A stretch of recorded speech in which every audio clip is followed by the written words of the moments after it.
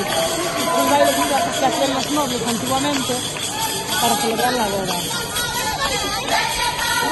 Ella lo que lleva en la cabeza es un novio que le canta. Eso es lo que está ahora.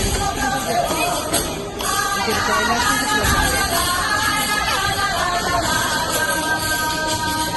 Chao, vaca. Chao. Hasta luego.